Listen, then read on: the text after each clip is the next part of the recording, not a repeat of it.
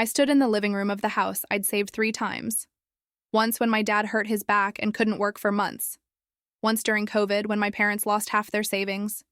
And once last spring when their heater broke before a cold snap and I paid the repair guy before they even asked me to. That day, I wasn't there to fix anything, just helping Dad scan some papers for his health insurance. I did this a lot. My father, Gerald, never figured out how to use the printer scanner, even after having it for 10 years. He always said I was good with computers, though I've worked in project management, not tech support, for over 10 years. He'd left a stack of papers on the dining table. I went through them quickly. Health records, Medicare forms, some bills. Then I saw it. A cream folder, thick, with my mom's neat handwriting on it. Estate plan, final copy. I shouldn't have opened it. I know that. But I had just paid their property tax bill the week before, $2,784.41 barn, and I was going to stop by the drugstore after this to pick up their blood pressure medicine, like I always did. So yes, I opened it. Inside was their will, signed 2 months ago, their house, fully paid off, their retirement money, their life insurance, all of it going to Mason Rivers, 29, my brother, no job, still living at home.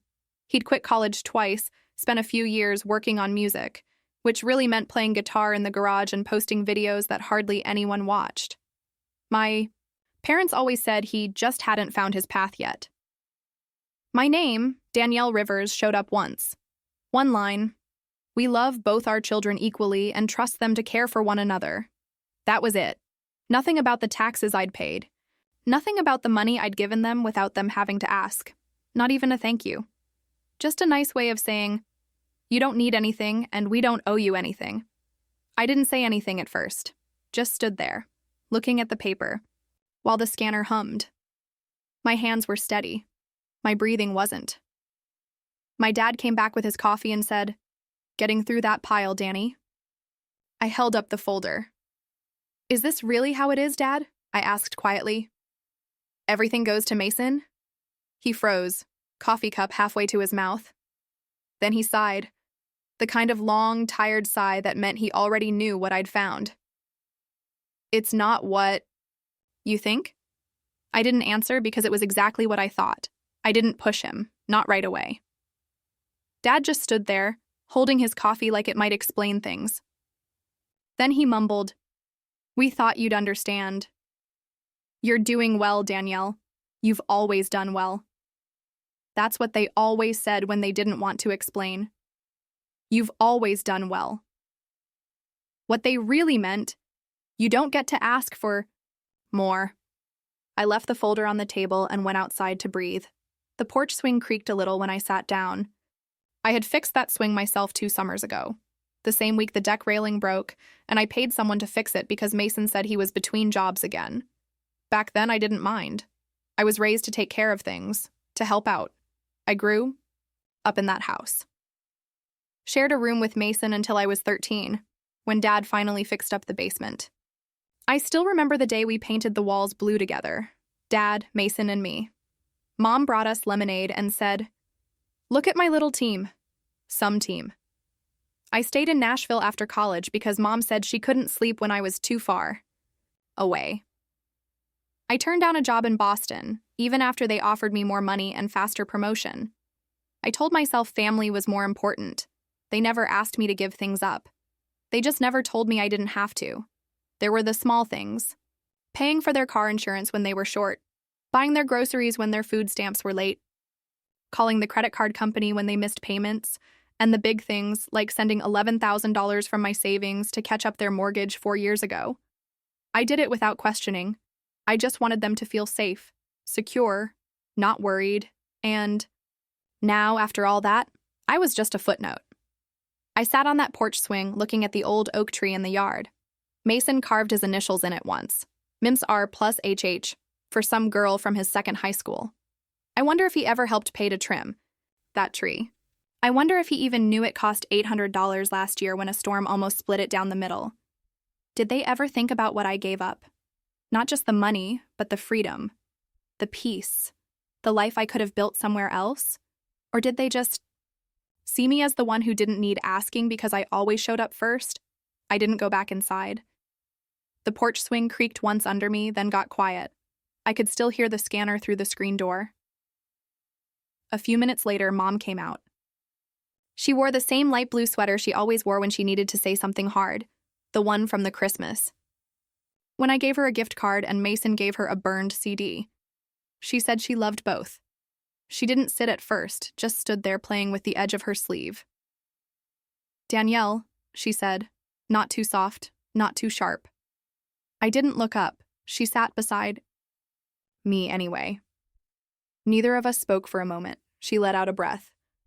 "It's not that we don't love you." I said nothing, because what kind of love forgets about you when it's not easy? She put her hand on mine. Her skin was warm, shaking slightly. "Mason's had a harder time. You're steady, Danny. You always have been. Steady, strong, reliable. Nice words until you realize they're like cages. Labels that let people take from you without feeling bad."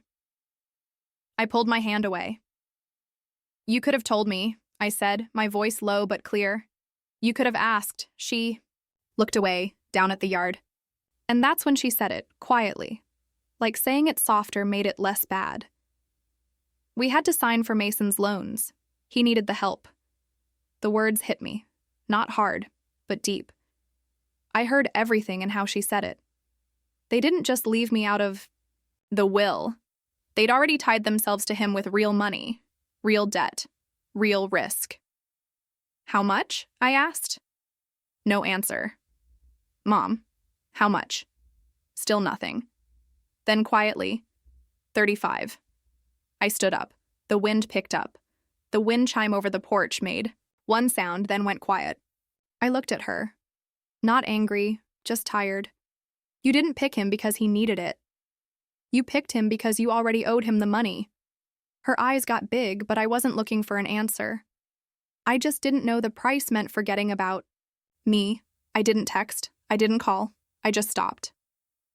That week, I canceled the automatic payment I'd set up for their utility bills. I deleted the reminder to reorder their medicines. I stopped the grocery delivery that came every Thursday at 4. Nothing dramatic. No big speech. Just a quiet change. An empty space where I used to be. I thought they might notice right away, but a week went by. Nothing. By the second week, I started getting the first messages. Dad texted first.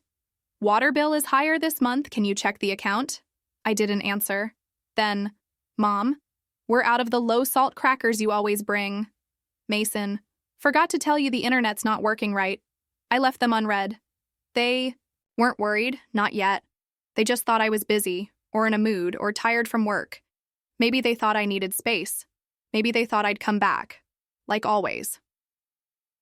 The third week, the tone changed. "Danielle," Mom wrote, "the mortgage is due. Can you send what you usually do?" She didn't say hello, didn't ask how I was. Just a line, a number, a need. I stared at the message for a long time. Then I typed, "Ask Mason. It's his house now." I hit send. Didn't wait. 5 minutes later, she called. I let it ring. Another message. "Please don't be like this. We need to talk." But there was nothing left to talk about. They'd made their choice. I was just finally living like it mattered. That evening, Mason texted, "Danny, don't make this a big deal. Just help them like always. Like always. Like routine. Like I was never more than a reliable helper in the background."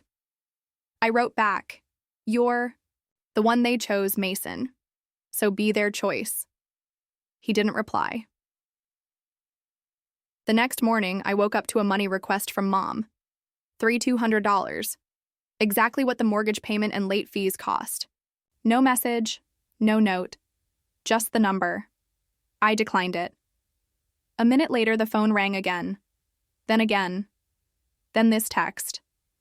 "We could lose the house if you don't help us." And finally from Dad. "You'd let your parents lose their home?" I almost laughed. They weren't homeless. They were just uncomfortable for the first time. They were learning what I'd carried quietly, without complaining. I turned off my phone.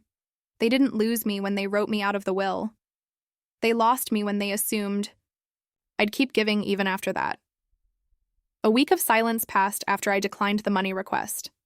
No calls, no texts.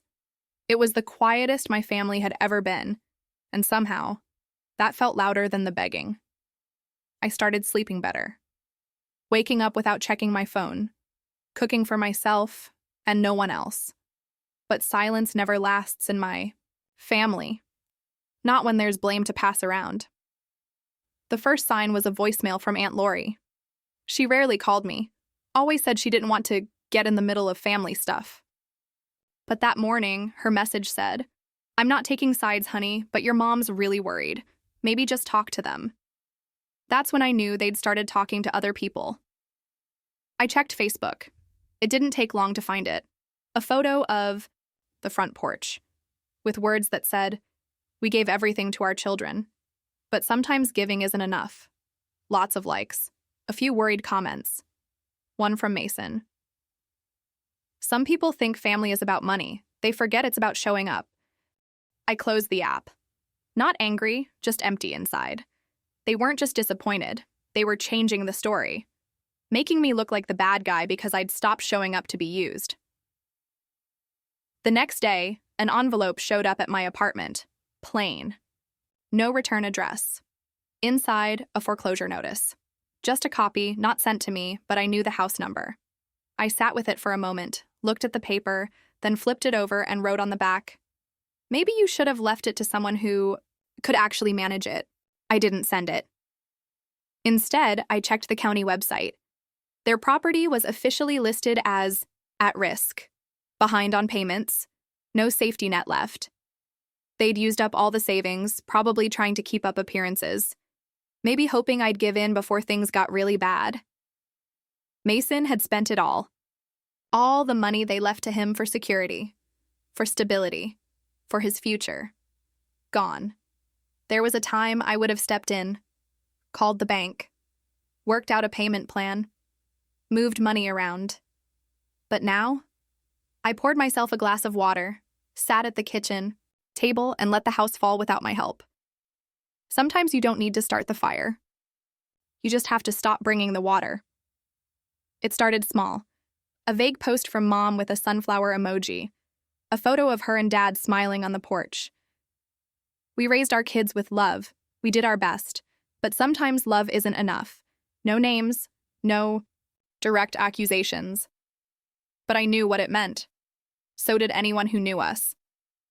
Aunt Trish commented, "You two are such amazing parents. You deserve better." Dad posted a day later. A longer post, less subtle. "We gave everything to our children. Time, money, love. We thought we raised them right. But in the end, you can't control who turns their back on you." He tagged me. No call, no message. Just a post for everyone to see. I didn't respond. I watched it grow. Lots of likes. Family friends commenting, some I hadn't seen since high school. One wrote, "Kids these days just don't understand sacrifice." And then there was Mason. Of course there was Mason. He shared Dad's post with his own words. "Some people only care when they're getting something. I'd do anything to protect Mom and Dad." I guess not everyone sees family that way. I read it twice, then once more. The same man who hadn't paid rent in years, who spent every dollar they had left, who watched the house fall apart, was making himself look like the hero. The comments were worse. "You're such a good son. Your sister should be ashamed. They gave her everything. She just wanted more." They didn't know the truth, but they didn't want it either. They wanted a story, and my family gave them one. I might have still said nothing. Let the storm pass. But then I saw her name. Kelly. My cousin. The one who once told me, "You're the glue in this family." She liked the post, left a heart emoji. No comment, just that. It hurt more than I expected. Maybe because I thought she knew better. Maybe because I thought she saw the real me. I closed my laptop, sat in the dark, and for the first time in weeks, I felt something break. Not loud, not messy, just a quiet, final snap. They weren't just changing the story, they were erasing me from it.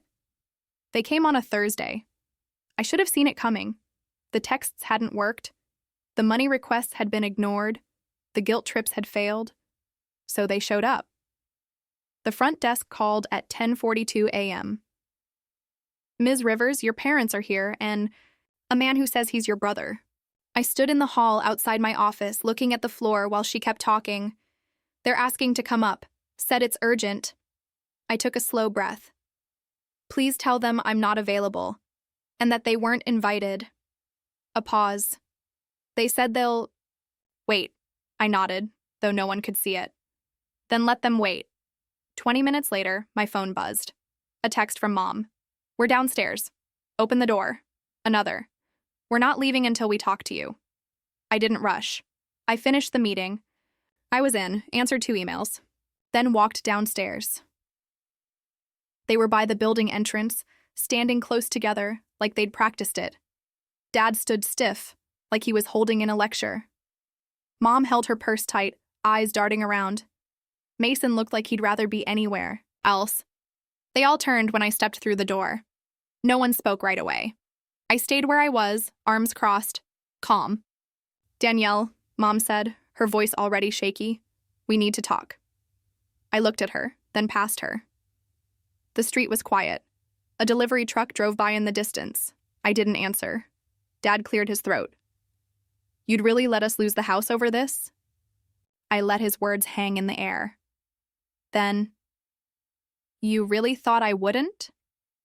He opened his mouth, but I cut him off. "You left me out. You gave everything to Mason. Now you're here asking for the same help I gave for years without you even having to ask." No one responded. Mom stepped forward, voice softer now. "We thought you'd understand. You've always been strong." I nodded. "You used that as an excuse to forget about me." Mason finally muttered something. I didn't catch it all. Something about not asking for any of this. "But you took it," I said. He looked away. Dad's hands were on his hips now, impatient. "We fed. You raised you. You owe us something." I almost laughed. "I paid that debt every month, every year, and you wrote me off anyway." Mom's lip trembled. "We didn't mean to hurt you." I took one step closer. "Then why did you wait for me to disappear before realizing I was the one holding everything up?" They said nothing. Mason reached for the door. I held up a hand. "Don't. You're not coming up. You're not coming in. I won't be your answer this time." No yelling, no scene, just quiet. They stood there. 3 people who once called themselves my family. And me? I was done trying to be seen by people who only looked when they needed something. They didn't lose me when they changed the will. They lost me when they believed I'd never walk away. I didn't block their numbers. I didn't need to. The silence I gave them was louder than anything they could shout back. They texted for a while. Mom tried sweet words. Dad got colder, blaming, demanding. Mason stayed mostly quiet. Just one last message.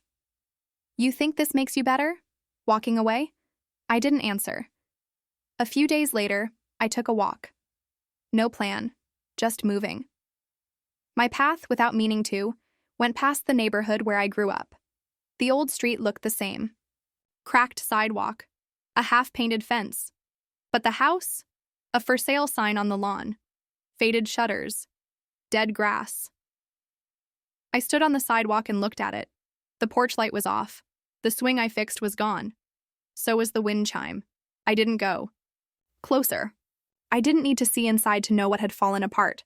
That house never protected me. I protected it. And now it was someone else's problem. As I turned to leave, my phone buzzed in my pocket. Once, then again. I didn't check it. I already knew who was calling. I let it buzz, then stop, then buzz again. I pulled out the phone and looked. Missed call, Mom.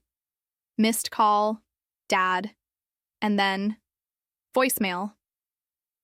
I muted the phone, put it back in my coat pocket. No message needed. I already knew what it would say. I walked home in the cold, slow air of a fall afternoon. Not angry, not feeling like I'd won. Just free. I was never their backup plan. They just liked pretending I'd never leave. If they once counted on your help but forgot your name, just leave. A heart icon. Some of us never raised our voice, but we never disappeared.